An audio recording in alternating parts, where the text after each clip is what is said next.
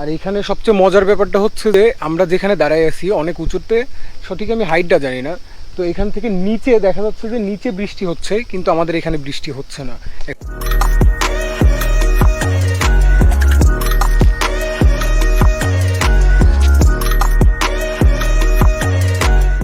কাছে চলে আসছি, ভয়ানক লেভেলের পানি আছে, ভয়ানক লেভেলের পানি। আমি এরকম, এরা তো জলপ্রপাত বলে, আমি শুনছি, আমি জীবনে এরকম দেখি নাই আর কি সিনারিও, এরকম সিনারিও।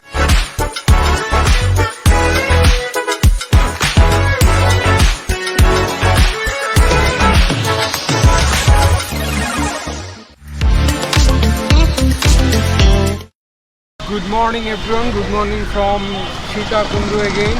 আর গতকালকে আমরা ট্রেকিং করছি চন্দ্রনাথ পাহাড়ে, আর আজকে যাচ্ছি আমরা দুইটা ঝর্ণা দেখতে সীতাকুণ্ড ইকো রিসোর্টে। এখান থেকে আমরা একটা সিএনজি রিজার্ভ করলাম 150 টাকায়, 50 টাকায় একটা সিএনজি রিজার্ভ করছি। তারপরে আমরা যাচ্ছি botanical garden and eco resort Sitakunda.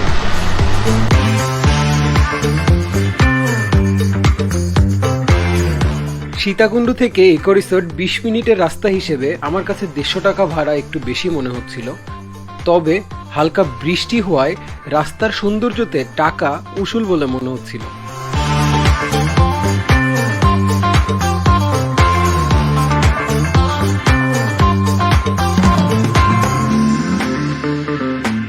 Botanical garden এবং ইকো রিসোর্টের টিকিট কাউন্টার থেকে আমরা জনপ্রতি 50 টাকা করে টিকিট কেটে ইকো রিসোর্টের ভিতরে ঢুকি। শুরুতেই একটি চার্টে দেওয়া আছে আমরা ইকো রিসোর্টের ভিতরে কোথায় কি দেখতে পাবো। আসলে অ্যাজ ইউজুয়াল বোটানিক্যাল গার্ডেন যেমন হয়, অনেক গাছপালা, আর মাঝখান দিয়ে একটা রাস্তা গেছে, গাছপালার মাঝখান দিয়ে রাস্তা করে দেওয়া, কিন্তু চড়াই উতরে গেছে, এমনি উপরে উঠতে হয় আবার নিচে নামতে হয়। আর একটা মানে অদ্ভুত একটা পিস, মানে একটা পোকামাকড়ের সাউন্ড, বন্য প্রাণীর একটা আওয়াজ, সুন্দর আছে ওভারঅল।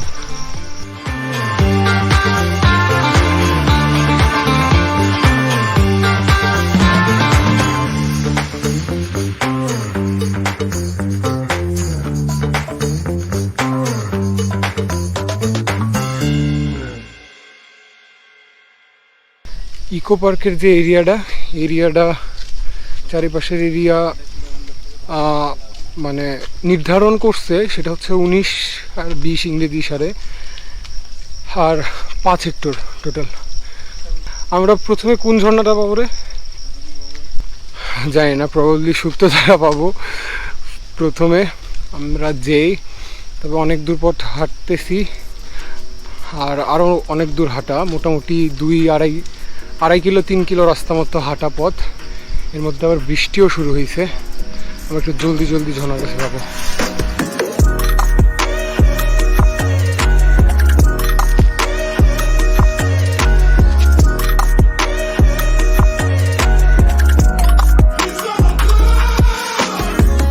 আমার পিছনের ওই সাইড দিয়ে ওই দিক দিয়ে নামতে হয় সুপ্তধারা ঝর্ণায়, কিন্তু আমরা বেসিক্যালি যাব পরেরটাতে, একদম শেষের ঝর্ণাটাতে,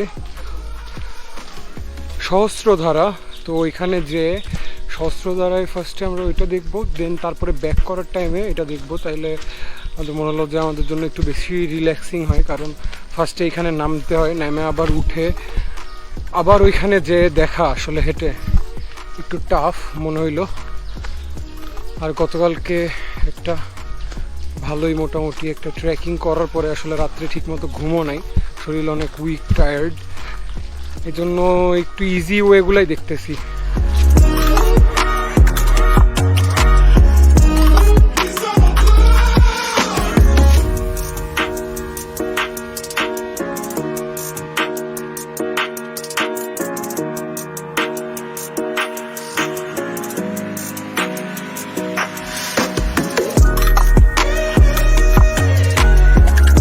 এখানে অনেক ফুলের গাছপালা আছে, রজনীগন্ধা আছে, শিউলি ফুলের গাছ আছে অনেকগুলো। আর যেগুলো জায়গায় শিউলি ফুলের গাছ আছে, আসার সময় যে একটা কি ফ্রিগ্রেন্স, কি একটা স্মেল, মানে এটা মাইন্ড ব্লোয়িং একটা ব্যাপার।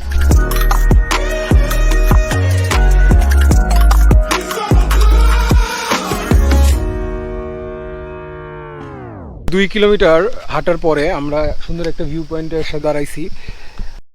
আর এখানে সবচেয়ে মজার ব্যাপারটা হচ্ছে যে আমরা যেখানে দাঁড়াই আছি অনেক উঁচুতে, সঠিক আমি হাইটটা জানি না, তো এখান থেকে নিচে দেখা যাচ্ছে যে নিচে বৃষ্টি হচ্ছে, কিন্তু আমাদের এখানে বৃষ্টি হচ্ছে না। এখন এই জায়গায় গাছপালা একটু আগে মেঘ আইসা ওই পার থেকে পুরো সাদা হয়েছিল। বলে রাখা ভালো যে এখানে চাইলে নিজের গাড়ি অথবা প্রয়োজনে সিএনজি ভাড়া করেও আসা যায়, তবে আমাদের মতো প্রকৃতির বেশি কাছে আসতে চাইলে যে কোনো যানবাহন এড়িয়ে চলাই ভালো। এখান থেকে শুরু হয় সহস্রধারা ঝর্ণায় নামার রাস্তাটি।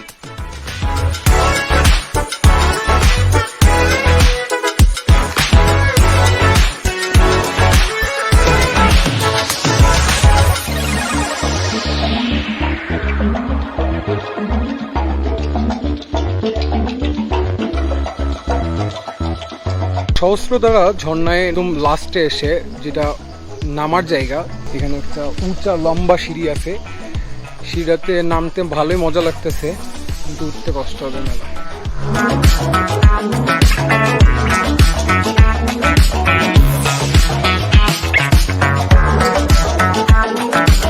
আমরা চলে আসছি সহস্রধারা ঝর্ণায়।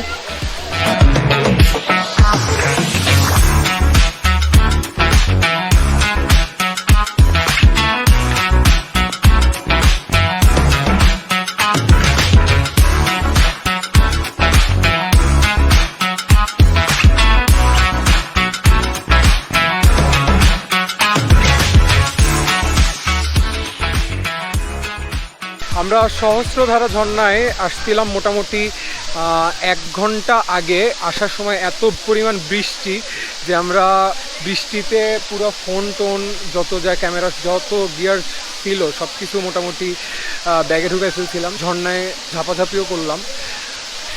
আসলে 1 ঘন্টা ঝাপাঝাপির পরে প্রচণ্ড ঠান্ডা লাগছে।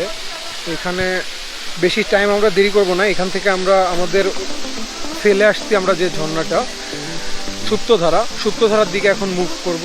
তো দেখা হচ্ছে কোনো ক্লিন একটা পরিষ্কার জায়গা।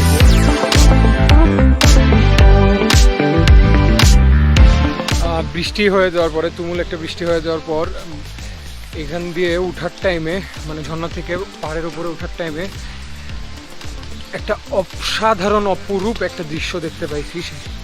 পুরা ফগটা স্মোকের মতো চারিদিকে ছড়াই আছে। এটার মাঝ দিয়ে উঠতেছি, মাঝে সাথে আশপাশে ধুলো হয়ে যাচ্ছে, কিন্তু আসলে ক্যামেরাতে যেটা বোঝা যায় না। তো কষ্ট, বাট কিছু পেতে হলে তো কিছু করতেই হয়।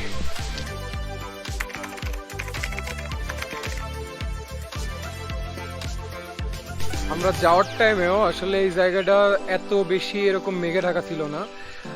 আসার টাইমে তো পুরো অবাক হয়ে গেলাম।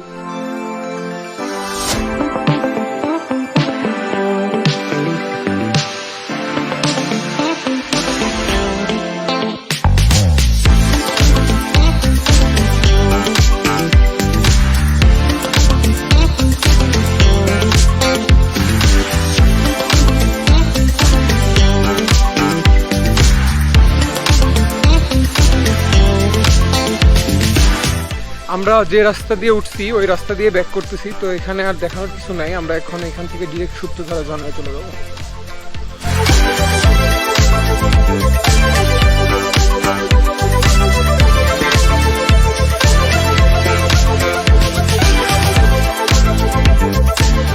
আমরা চলে আসছি সুপ্তধারা ঝর্ণার, মানে প্রথমটা উঠার সময় প্রথম যেটা আমরা তখন মিস করে গেছিলাম, এটার কাছে চলে আসছি। ভয়ানক লেভেলের পানি আছে, ভয়ানক লেভেলের পানি। আমি এরকম, এটা তো জলপ্রপাত বলে আমি শুনছি, আমি জীবনে এরকম দেখি নাই আর কি সিনারিও।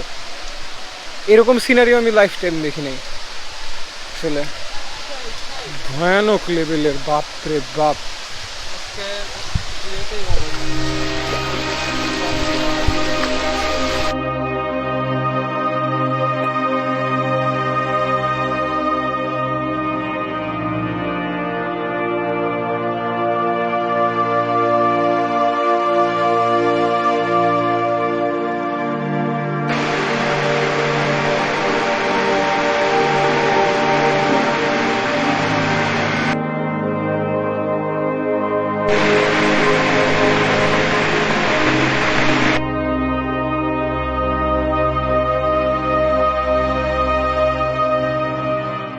আমি আমার লাইফ টাইমে কোনোদিন এরকম কোনো এক্সপিরিয়েন্স আমি পাই নাই, মানে এত বড় ঝর্ণা আমি দেখি নাই এর আগে।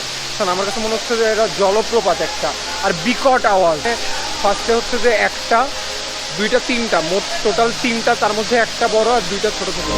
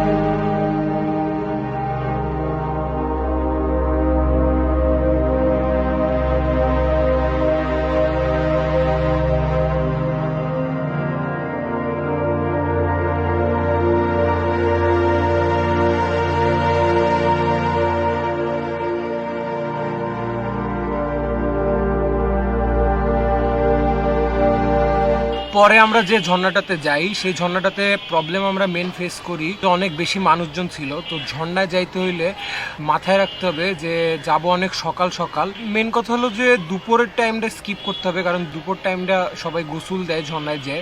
দুপুর টাইমটা স্কিপ করলে ঝর্ণায় ফাঁকা থাকলে তাইলে পরিবেশটা দেখতে আরও বেশি সুন্দর লাগে। আশা করি চন্দ্রনাথ যে ট্রেকিংয়ের ভিডিও করছি ওইটার থেকে ভিডিও হয়তো আপনাদের আরও বেশি ভালো লাগবে। ভিডিও ভালো লাগলে চ্যানেলটাকে সাপোর্ট করতে চাইলে লাইক, শেয়ার এবং সাবস্ক্রাইব করে পাশে থাকবেন। That's it for today, piece.